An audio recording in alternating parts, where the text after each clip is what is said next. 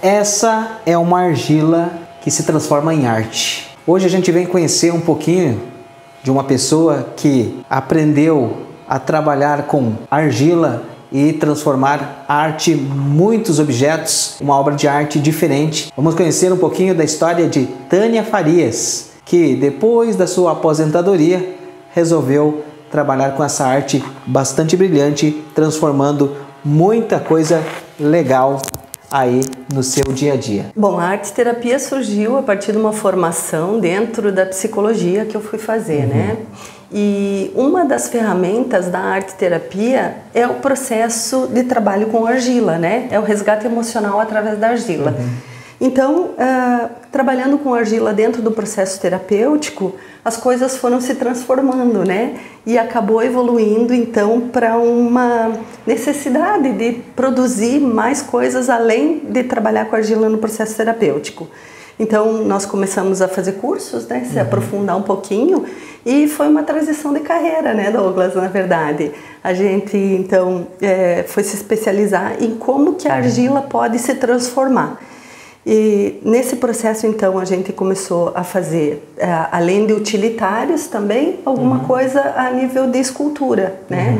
Então, da arte-terapia foi para cerâmica especificamente. A argila é uma argila que não é uma argila escolar, é uma argila um pouco mais trabalhada, né? Com alguns elementos como sílica, que dá uma plasticidade. Então, essa plasticidade é que proporciona a gente criar obras e peças mais detalhadas, né, com maior especificidade, assim, utilitária principalmente. Essas argilas você encontra em qualquer lugar ou onde você adquire para poder produzir esse material? Na verdade, essa argila tem fornecedores específicos, né? A gente compra normalmente pela internet, né, porque aqui na nossa região não tem. Os meus fornecedores são de Curitiba ou Florianópolis e são principalmente a Casa do Ceramista, a Arte Brasil, a Fafeteria em Florianópolis, que são os fornecedores de argila. A argila tem várias cores, né? As pessoas podem trabalhar com argila de várias cores, mas o ceramista normalmente ele opta por uma ou duas cores da sua, do seu gosto, né? Hoje estou trabalhando com dois tipos de argila, a argila branca e a argila tabaco, que elas produzem, na verdade, algumas peças. Então nós temos essa argila que é a argila em estado bruto, aí nós vamos ter essa peça, por exemplo, aqui, que é uma peça que já está em processo de confecção, que é uma canequinha que vai sair aqui. Depois tem um outro processo, que já é o ponto que a gente chama ponto de osso, né? Que a argila já seca. E aqui essa peça, por exemplo, ela já está pronta para ser queimada. A partir do momento que ela é queimada, então, a gente já tem a argila que a gente chama biscoitada. Aí nós vamos ter essa textura aqui. Tem um barulhinho de cerâmica ela já, fica né? Ela de argila, ela vira cerâmica. E após essa peça ser biscoitada, que ela já foi queimada a 900 graus, então, aí nós vamos ter a pintura, que então a gente passa o esmalte cerâmico e dá essa impressão vitrificada na peça, né? O que dá para as pessoas fazerem hoje com a argila? Porque são esculturas, são os copos, xícaras, até estive tomando café, né, numa xícara já produzida aqui pela Tânia, e é um excelente café, além da xícara também, né, cheio de decorações e tal. A gente tá fazendo jogos de sushi, porque tá em alta agora, né, então nos utilitários tem os joguinhos de sushi, canecas, que são sempre uma demanda muito grande, as canecas, coadores de café, e também está surgindo aqui que é inclusive essa é uma peça que vai se transformar na manteigueira francesa, que é o auge agora que também o pessoal está usando, a manteigueira francesa, que é uma manteigueira que segura a manteiga em temperatura ambiente sem estragar, né? Então vai na água e você não precisa deixar na geladeira. São os top agora do ateliê. Sempre são peças únicas, né? Porque aquela com aquele carinho que talvez a pessoa encomendou aquilo, vai ser uma peça única com toda a peça. Exato. São peças autorais, né? Mesmo que você use um molde, mesmo que você use um modelo para fabricar uma peça, naquele momento em que você está trabalhando com a cerâmica, com a argila, você tem uma pintura específica que você quer fazer, você tem uma modelagem diferente que você quer trazer. A cerâmica, ela é um universo infinito, né? Mesmo a modelagem, existem várias formas de você modelar a argila. Você pode modelar ela no pinch pot, que é a técnica do beliscão. Você pode abrir placas, você pode usar moldes de gesso.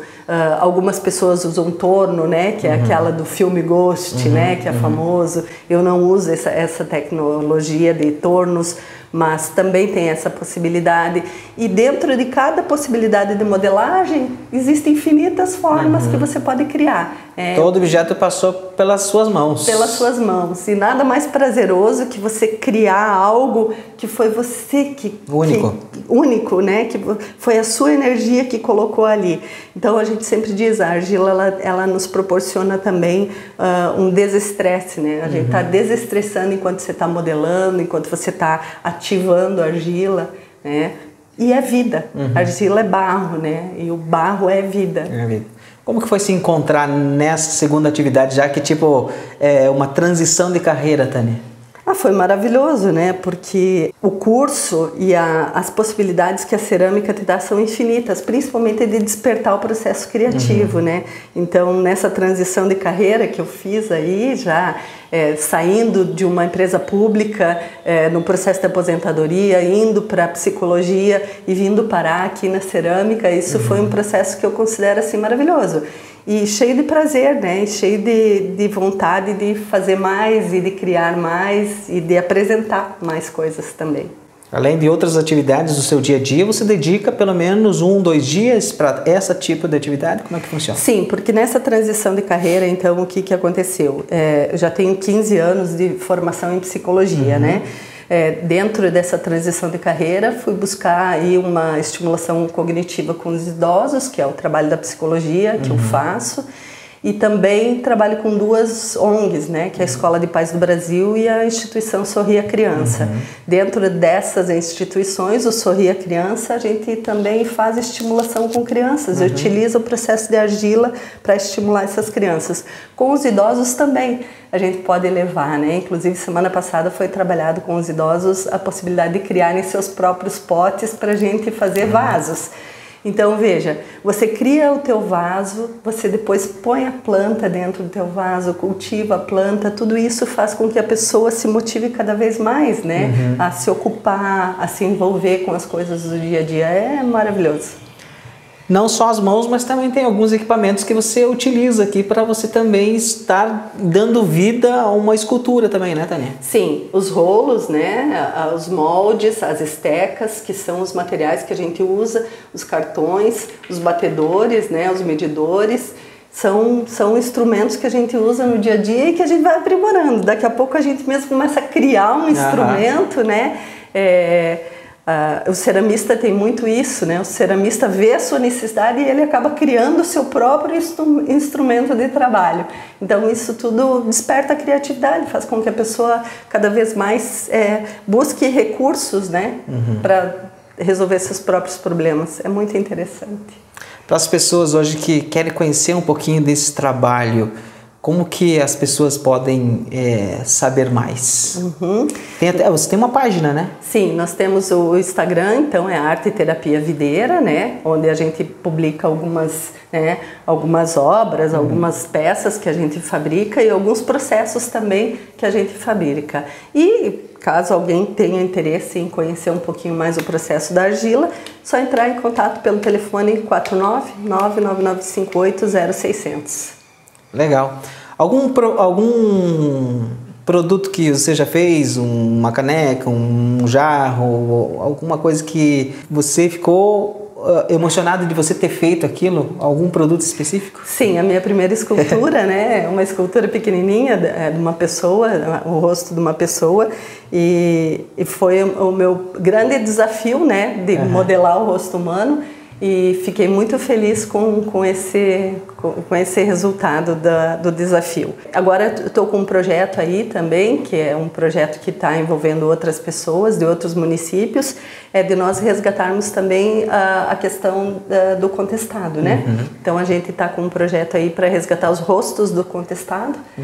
Então, principalmente os rostos caboclos aqui da nossa região, indígenas, né? E a gente vai aí fazer uma tentativa de reproduzir os rostos na cerâmica. É novidade para os próximos meses aí. Os próximos meses, isso, então. Isso.